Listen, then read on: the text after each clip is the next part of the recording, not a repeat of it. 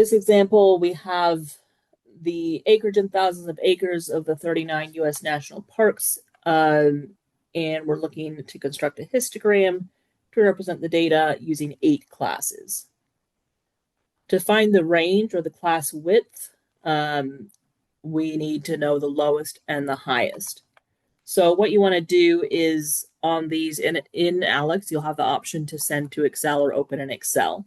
So rather than trying to like scan through this just with your eyeballs and try to figure out highest and lowest values, you want to get that in Excel. So I have this list in Excel. The reason to put it in Excel isn't because now the list is in a different form. It's because I can do this. I'm going to right click on any of those numbers and I'm going to go sort on this list. You could do either. I'm going to do smallest to largest. And now they're in order. I see here's the lowest one, here's the highest one. Right? I could also do this. I can go equals and I can go min and then select the data values. And it'll tell me the lowest, even if they're not in order. And I can do equals max and get the largest one. 39, right? So that's another way to do it. So either sort them or use the min and max formulas. And so we have min 5, max 775. Then the class width is going to be 775 minus 5 divided by our 8 classes. So 775 minus 5 is 770. 770 divided by 8 is 96.25. And here's where I said we're going to go up to the next whole number. We're not going to round. We're not going to use normal rounding rules. It's going to be 97. To construct the classes, I'm starting with the minimum, the lowest data value, and I'm just going to start adding 97 repeatedly to that. So I'm going to do 5 plus 97. Once you've done that, you can just not retype the number, but just do another plus 97, and it'll automatically grab that previous number. And I'm just going to hit enter a bunch of times on that. So I have 102, 199, 296, 393, 490,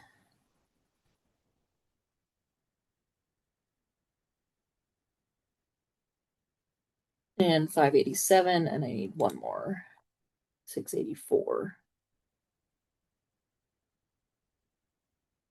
Then I'm going to use the upper boundary to find the previous, or the lower boundary to find the previous upper boundary. So if this is 102, this is 101, 199, this is 198, 295, 392, 489, 586, 683, and then I need to do one more calculation, taking the 683 plus the 97 to get my final class boundary, 780.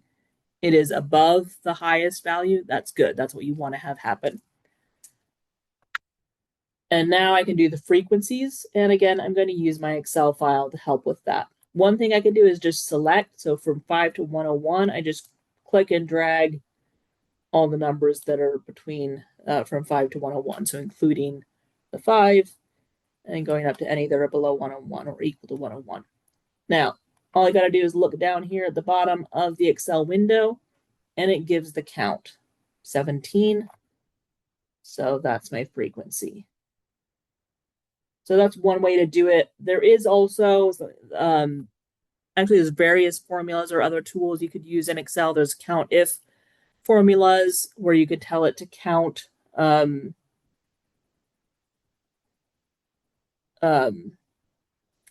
count things that are between these numbers. There's pivot tables. I'm not going to get into that. If you're interested in learning more about Excel, you can research that on your own, but it's not required. I'm just going to click and drag here. 102 to 198 is up to the 196, and there's 6.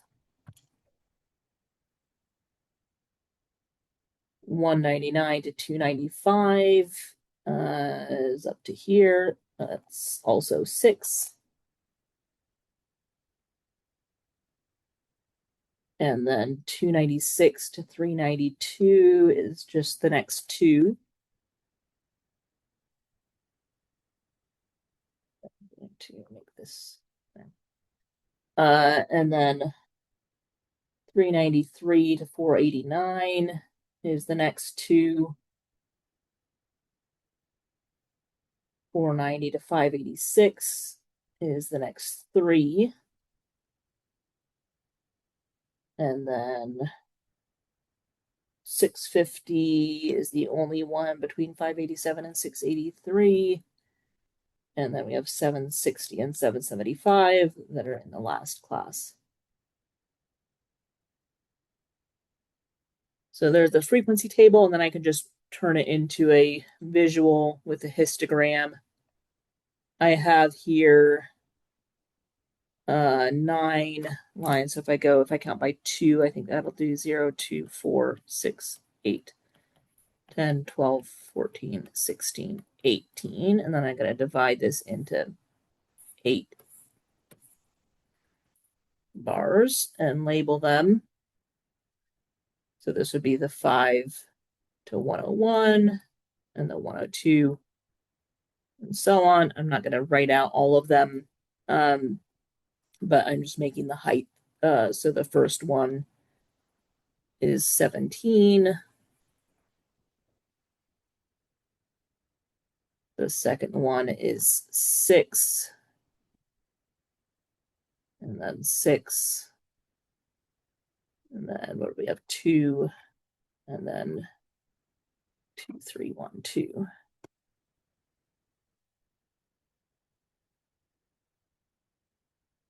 Right, so something like that. And you just write the class values from the table onto the bottom of that. All right, and then this next example, similar idea. We now have data values that are rounded to the nearest tenth. These are average daily temperatures for a month, and I have these in Excel as well. So again, I can go equals min A1 colon A31 and max. But if I do that, I'm still going to want to sort them to do the counting. So I can just sort them. I don't need to do that. But if there might be reasons that would be helpful to know. But sort them, we have our 60.3 and our 90.9. We're doing 7 classes in this case.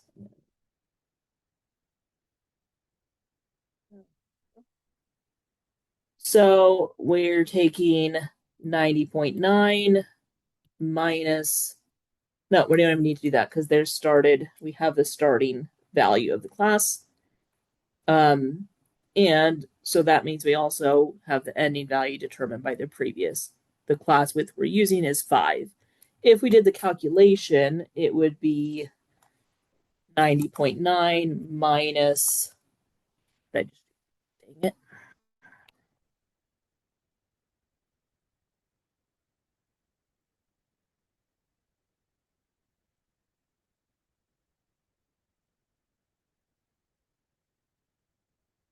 All right, I literally just like hit my computer power button when I was trying to hit the like minus key. I've never done that before. Minus 60.3. At least it didn't. I thought it was going to like reset everything again. Divided by 7, we get 4.3. And what they've done basically is gone up to the whole number and gone to 5.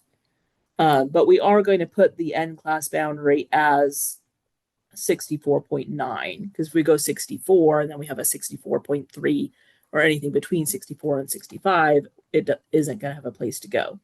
So we just want to make sure that our class boundaries give a home to every data value. This is going to be 69.9, 74.9, 79.9, 84.9, 89.9, and then 94.9. And then we can do our counting process. This goes up, there's only one there, and then we get 65, there's one. But then in the 70s, we get several here between 70 and 75, two, and then 75 to 80, basically 75 to below 80. That is, now I'm looking down here, 7. And then 80s, the lower half of the 80s, there are 10. And then the upper half of the 80s, there are 7. And then we have the 90s, there's 3. So again, we put these onto a histogram. This again, there's 9 lines and we're going up to 10. So I'm just going to stick out a little bit over the top. We have 7. Let's see if we can divide this into 7.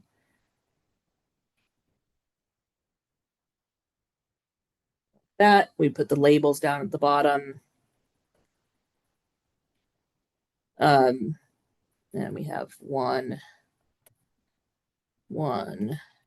2, 7. And then my 10 is just going to stick over the top of that. And then 7 and 3. And then we can answer questions like the least likely temperature. Well, we have 2 groups that are least likely, but they happen to be next to each other. So the 60 to 65 and 65 to 70. So I'm going to say they're between 60 and 70 degrees.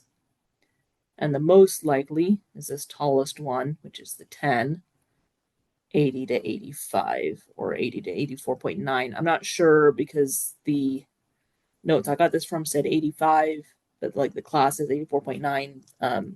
So you can see whether Alex accepts one or the other.